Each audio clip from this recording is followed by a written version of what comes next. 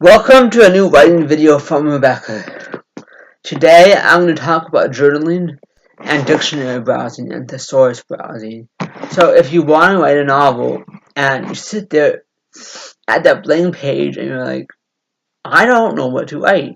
Or I know what I want to write, but I don't know how to write. So I get that sometimes. It's one form of writing block.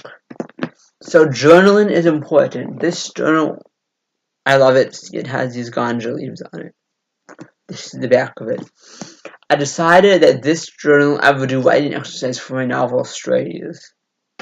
And Strays is about a warrior fairy who's running away from a wolf, and she finds a cat at her door and names the stray cat Celtic. And then she becomes a figure skater by age 10. And right now in the novel she's 10, and I'm writing her exploring the woodlands, the marshes and the creeks and the streams, and then memorizing them and thinking about them while she's skating. And I bought this second. I asked them to hold it for me so I could buy it after Christmas.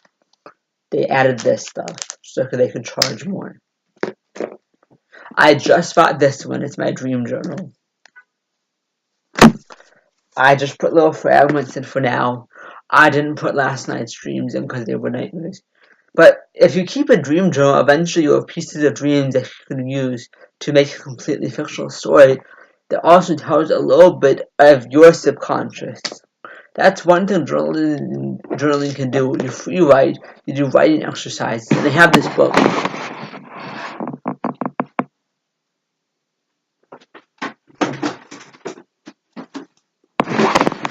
That you definitely want to get.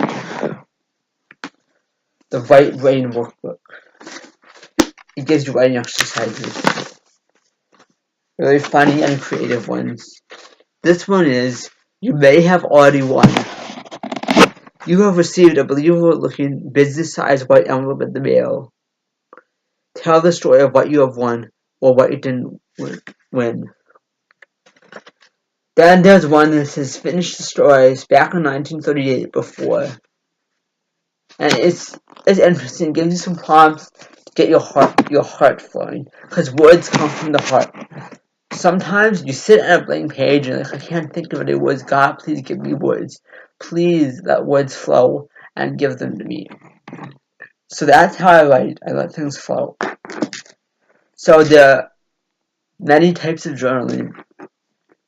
The most important one that everyone should do to stay in control of their heart is therapeutic journaling. I do that in both of these. The other kind is writing exercises journals, free writes, and this is the funny thing I do is I write fan fictions with my own characters. So they're basically scenes that could go in my novel. Maybe after 3 or 4 pages of something else. Or maybe it belongs in the middle of something I already wrote. And once you write it, you look at it. And then you go to your novel and you type it in. And as you type it in, you're going to make some changes. You're going to write some more. It's going to build more words. You're going to write it. As you're writing it, you're going to add to it. And the reason keeping a dream journal is so important is because you want to access your subconscious and find a way to tell your story in between the lines with characters that comes from pieces of you, pieces of your friends, and through fiction you will tell your story. Another thing is a memoir. I tried this. It didn't work because I added fiction to it. I keep adding fiction to my truthful non-fiction memoirs and truth into my fictional novels. So yeah, I'll try a memoir, but for now, I'm working on Beautiful Madness, Hi I Love You, Letters to Stephen, and Strays. I haven't done any journaling for Hi I Love You, Letters to Stephen, but this one is really a therapeutic writing exercise because I really miss Stephen, and he's my soulmate, and temporarily we're separated, but we're also connected because he told me once that we'll never be separated on the spiritual world. The other thing is, yes, it's okay to study writing. Once, when I was at the zoo, a man told me, if you want to be a writer, never study writing. They tell you these rules, and you'll want to break them, and you will. You don't need to study writing, but this book helps me. You might not be able to see what it says, but I'll read it to you. Writing Fiction, A Guide to Narrative Craft, 6th edition by Janet Burroway, and it's spelled Janet and then Burroway. And it talks about plot, how to do plot, characterization, tips about that. One thing it said is harmony and conflict between character and background. If the character is the foreground of fiction, setting is the background, and as in a painting's composition, the foreground may be in harmony or in conflict with the background. If we think of the Impressionist paintings of the late 19th century, we think of the harmony of, say, women with light scattered parasols scrolling against summer landscapes of light scattering trees. So it talks about setting and character and how you can build the character through the setting. It says, the character journal.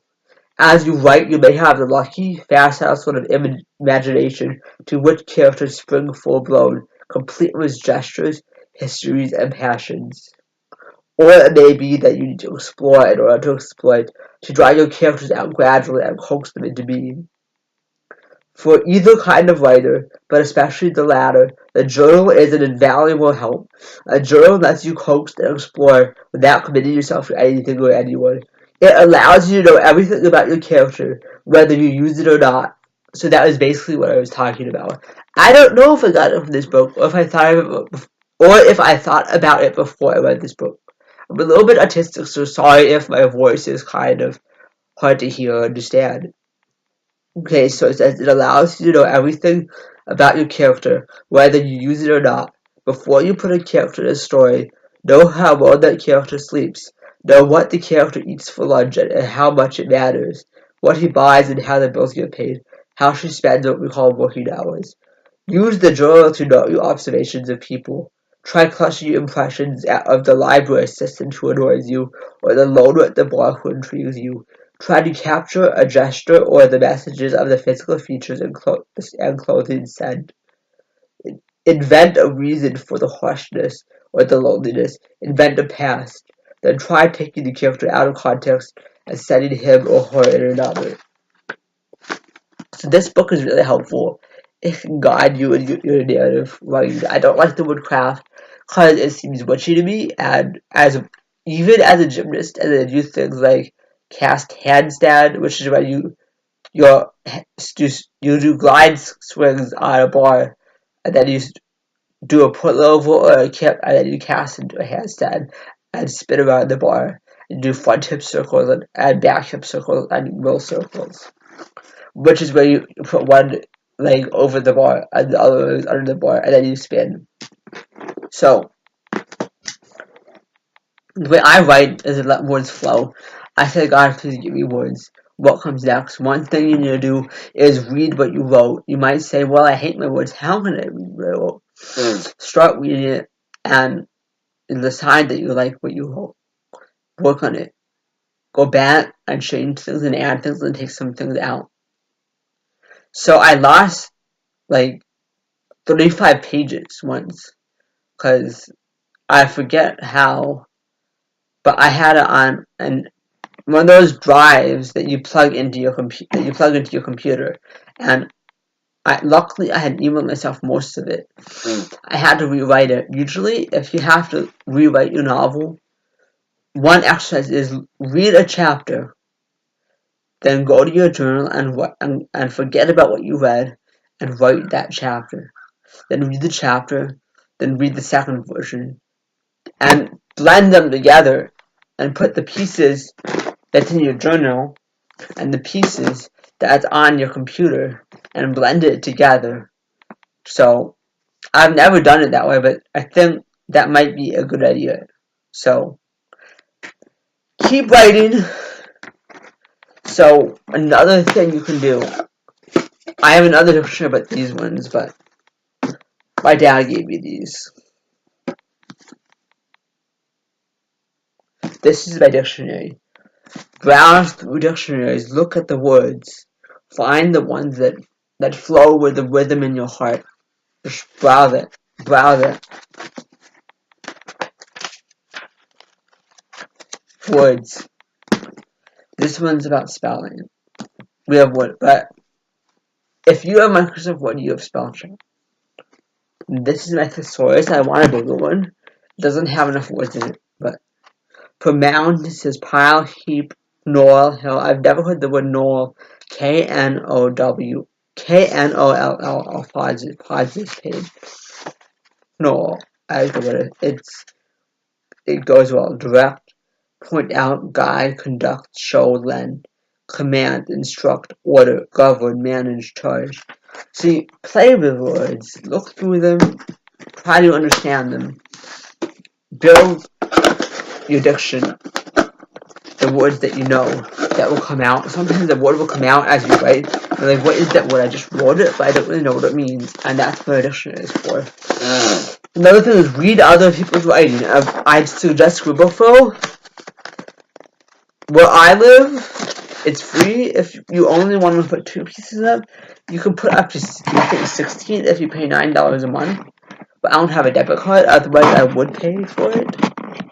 So you can put your novel up, people can critique it, and you're required to critique other people's story. And as you critique, you can open your inner critic and go towards your first draft and your second draft and work on polishing it.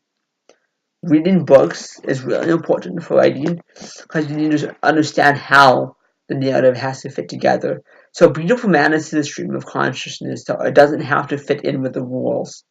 But my others, well, strays, I'm putting scripture in it, so it doesn't follow all the rules, but it follows most of the rules.